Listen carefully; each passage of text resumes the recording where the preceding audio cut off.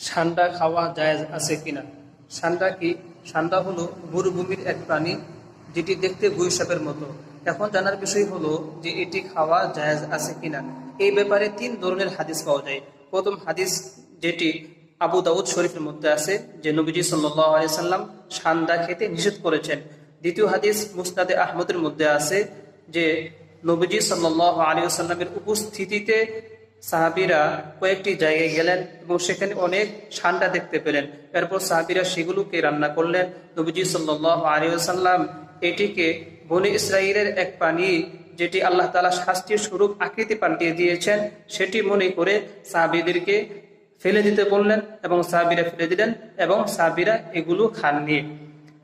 তৃতীয় নম্বর হাদিস, যেটি হযরত আব্দুল্লাহ ইবনে আব্বাস রাদিয়াল্লাহু তাআলা আনহু থেকে বর্ণিত, যে নবীজির উপস্থিতিতে সাহাবীরা এটি খেয়েছিলেন, কিন্তু নবীজি সাল্লাল্লাহু আলাইহি সাল্লাম এটি খাননি। এই তিন হাদিসের আলোকে পৃথিবীর অধিকাংশ আলেম উলামা এবং মাশায়েখগণ ষান্ডা খাওয়াকে বৈধ বলেছেন। তবে হানাফি মাযহাবের আলেমগণ এটিকে মাকরুহ বলেছেন।